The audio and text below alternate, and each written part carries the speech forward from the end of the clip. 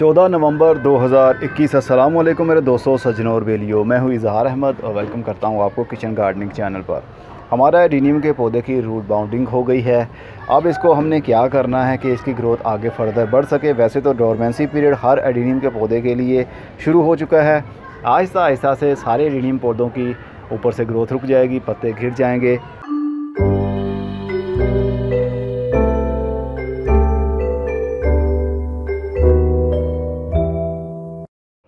यह है मेरा वो एडेनियम का पौधा जिसकी रूट बाउंडिंग हो चुकी है। इस गमले के अंदर लगे हुए साथ वाले के अंदर अभी रूट बाउंडिंग हमें इतनी ज़्यादा नहीं दिखेगी जितनी कि हमें इस गमले के अंदर दिखेगी, जिसके अंदर चारकोल भी, कोयले भी इस्तेमाल किए हैं और पम स्टोन भी इस्तेमाल किए हैं। अब ये गमले को हटाते हैं हम। ये देखिए, यहाँ पर भी इसकी एडेनियम की रूट्स बाहर निकल आई हैं। अब ये देखिए, ये एक मोटी सी रूट है, ये पता नहीं इसी की है या फिर शायद किसी और पौधे की। चलिए इसको गमले को उठाकर देखेंगे तो ही हमें पता चलेगा कि ये इसी की रूट थी या नहीं। तो जनाब, ये इसी की रूट है, ये देख सकते हैं। ये आई थिंक इस गमले के नीचे वाले भी मिट्टी के अंदर जा रही है, जो कि ऐसा नहीं होना चाहिए। इसी रूट की वजह से इसके अंदर रूट बाउंडिंग हो गई है, तो रूट सही से इसके अंदर ग्रोथ नहीं कर रही थी, इसीलिए ऊपर से इसके पत्ते भी गिरना शुरू हो गए। ये देखिए, चलिए इसको अपनी जगह पर लेकर चलते हैं और इसको किसी बड़े गमले के अंदर शिफ्ट करते हैं। इसका वैसे रीपोर्टिंग का कोई ख़ास सीज़न नहीं होता, किसी भी सीज़न में आप कर सकते हैं। सर्दी में करें, गर्मी में करें, ऑफ सीज़न में करें या सीज़न में करें, कोई इशू नहीं होता इस पौधे के साथ, क्योंकि ये एक पौधा सैक्यूलेंट है और सैक्यूलेंट के लिए कोई ख़ास सीज़न नहीं होता इसको रिपोर्ट करने का। तो जिसके अंदर मैंने लगाया हुआ है इस पौधे को, उसमें पम स्टोन भी हैं और साथ में कुछ कोयले भी हैं। 50-50 का कम्बिनेशन है कोयले और पम स्टोन का। तो इसको मैं अभी शिफ्ट करने वाला हूँ ओनली पम स्टोन के अंदर, और शिफ्ट करने के लिए मैं 12 इंच का गमला इस्तेमाल करने वाला हूँ, वो भी मिट्टी का।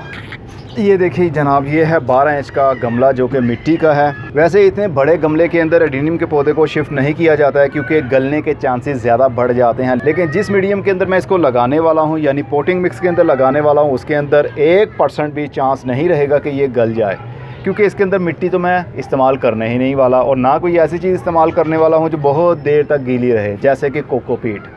इसके अंदर कोकोपीट भी इस्तेमाल नहीं होगी। इसके अंदर मैं सिर्फ और सिर्फ पम स्टोन ही भरने वाला हूँ, इसके अलावा कोई और चीज़ नहीं।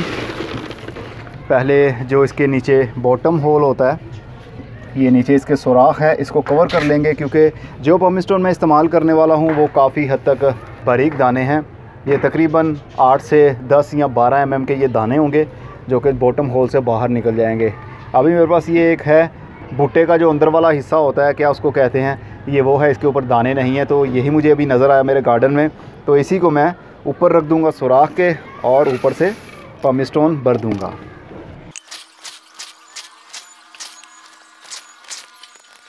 चलिए जी, अब इस पौधे को हम आराम से इसके अंदर शिफ्ट कर सकते हैं, गलने का कोई ख़तरा नहीं रहेगा। अब इसके रूट बाउल को हम बाहर निकालेंगे। ये देखिए किस तरह इसकी रूट्स बाहर निकली हुई हैं बॉटम होल से। तो इसको हम उल्टा कर थोड़ा पटकेंगे और इसका रूट बाउल सही सलामत बाहर निकालने की कोशिश करेंगे। पटकने की ज़रूरत नहीं है, आई थिंक सिर्फ इसको थोड़ा सा खींचेंगे। मैं चाहता हूँ इसकी एक भी जड़ ना टूटे।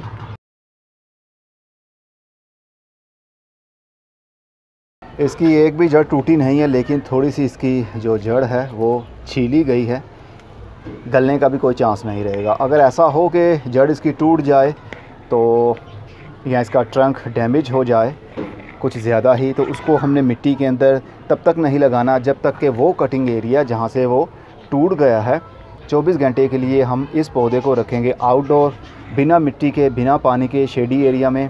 तो जो कटिंग एरिया होगा वहाँ पर वाइट सा एक लेयर आ जाएगी, जिसकी वजह से गलने के चांसेस बिल्कुल ख़त्म हो जाएंगे। 24 घंटे के बाद हम उसको मिट्टी के अंदर शिफ्ट कर सकते हैं। एडेनियम के पौधे को 24 से 48 घंटे के लिए बिना पानी, बिना मिट्टी के आप शेडी एरिया में रख भी दें तो भी इसको कोई दिक्कत नहीं होती, क्योंकि इसके अंदर ख़ुद का काफ़ी पानी मौजूद होता है। कई दिनों तक ये इसी तरह सरवाइव कर सकता है। अब तो वैसे भी ठंड के दिन शुरू हो रहे हैं, इसके लिए वैसे ही डोरमेंसी है, तो डोरमेंट पीरियड में इसकी ग्रोथ नहीं होती, इसलिए इसको पानी की भी बहुत कम ज़रूरत होती है उस स्टेज के ऊपर। अब सिंपल रूट्स को मैंने तोड़ा नहीं है, इसी तरह मैं रूट्स को इसके राउंड में घुमा दूंगा और ऊपर से पम्प स्टोन भर दूंगा।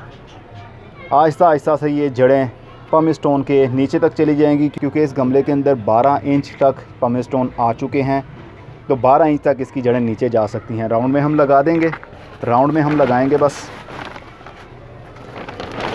ये जो पम्प स्टोन की धूल है ना, इससे कुछ भी नहीं होगा आपके पौधे को। ये जो डस्ट उड़ रही है, ये कैल्शियम का और पोटेशियम का सोर्स भी है, क्योंकि ये एक पत्थर है, पत्थर के अंदर कैल्शियम भी होता है, पोटेशियम भी होता है। तो ये पौधों को नुकसान नहीं देगा पाउडर, बल्कि फ़ायदा ही देगा।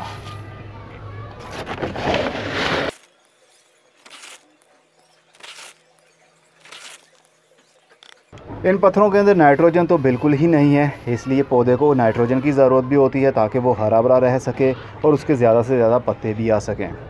फोटोसिंथेसिस का अमल भी नाइट्रोजन की वजह से ज़्यादा तेज़ी से काम करता है। तो इन पत्थरों के अंदर नाइट्रोजन नहीं है, फास्फोरस भी नहीं है, इसलिए हमें एडिशनल खुद से ही कुछ ना कुछ ऐड करना पड़ेगा। यानी NPK 20-20-20 हम 1 महीने में 1 मरतबा 1 लीटर पानी के अंदर आधा टीस्पून घोल देंगे और इसी तरह पानी डाल देंगे इसके ट्रंक के राउंड में। तो पत्थरों में भी वो फर्टिलाइज़र स्टोर हो जाएगा, तो आराम आराम से जड़ों को वहीं से मिलता रहेगा।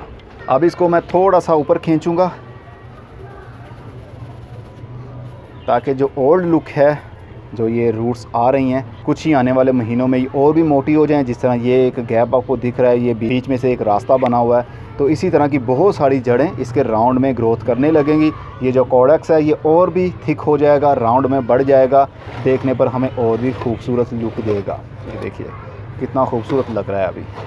तो 12 इंच के गमले के अंदर लोग इसलिए इसको एडेनियम के पौधे को नहीं शिफ्ट करते, क्योंकि 12 इंच के गमले के अंदर हमने मिट्टी को ही ज़्यादातर इस्तेमाल करना होता है। तो मिट्टी तो बहुत सस्ती रहती है, लेकिन जो पम्प स्टोन हम इस्तेमाल कर रहे हैं या कैक्टस सॉइल हम इस्तेमाल कर रहे हो, एडेनियम सॉइल इस्तेमाल कर रहे हो, तो वो थोड़ी महंगी पड़ती है हमें। अब ये जो मैंने पत्थर इस्तेमाल किए हैं, ये तकरीबन 1500 के करीब, तो ये सिर्फ पत्थर ही बन गए होंगे। गार्डनिंग बहुत सस्ती भी आप कर सकते हैं, गार्डनिंग को जितना महंगा करना चाहे वो महंगा भी हो सकता है। तो एडेनियम के पौधे के लिए आप इस्तेमाल कर सकते हैं पम्प स्टोन, और इस तरह की कैक्टस सॉइल जो आती है इस्तेमाल कर सकते हैं। अगर नहीं करना चाहते तो आप ओनली मिट्टी के अंदर बहुत सारी सैंड इस्तेमाल करने के बाद भी ये काम कर सकते हैं, ताकि ड्रेनेज थोड़ा अच्छा बन जाए, पानी बहुत देर के लिए मिट्टी के अंदर जमा ना रहे।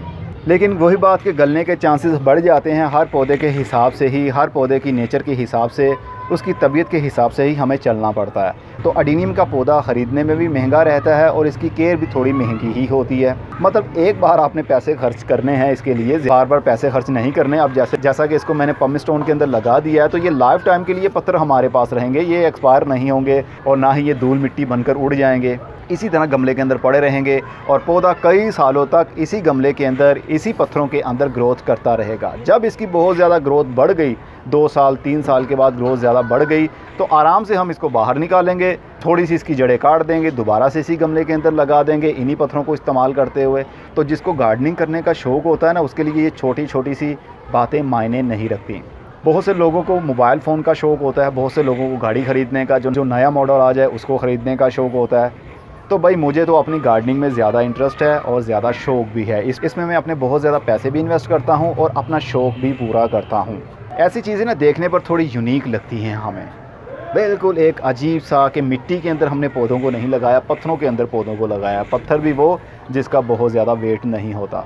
ये मार्बल चिप्स नहीं है, ये पम्प स्टोन है, जिसको लावा रॉक्स भी बोलते हैं। लावा रॉक्स अगर आपके पास हों तो आप वो भी इस्तेमाल कर सकते हैं। ये भी उसी की ही टाइप है, बस ये वाइट रंग है, लेकिन आहिस्ता आहिस्ता से ये भी ब्राउन कलर में, मिट्टी वाले कलर में बदलना शुरू हो जाता है जैसे जैसे इसको पानी मिलेगा। अब मैं इसको पानी नहीं दूंगा कुछ दिनों के लिए, क्योंकि ऊपर से इसकी ग्रोथ तो हो नहीं रही है, पत्ते इसके नए आ नहीं रहे हैं, जो लगे हुए हैं वो भी गिरते जा रहे हैं, क्योंकि डोरमेंसी पीरियड हो चुका है शुरू इसके लिए। तो इसलिए इसको ज़्यादा पानी की अभी ज़रूरत नहीं है। कम से कम 4 से 5 दिन के लिए मैं इसी तरह इसको लगा रहने दूंगा। भले इसको शेडी एरिया में रखें, भले इसको धूप में रखें, नो इशू। बस कभी कभार आपने सर्दी के दिन में महीने में 2 बार इसको पानी देना है। 15 दिन के बाद पानी दे दें, और पानी भी फ़ौरन एकदम से नीचे से निकल जाएगा। तो पहली बार में आपने 5 से 6 बार इसको ऊपर से पानी डालते रहना है, पानी नीचे से निकलता रहेगा। तो जो पत्थरों के अंदर पानी स्टोर होना है वो स्टोर हो जाएगा, जो कई दिनों तक गीला रहेगा।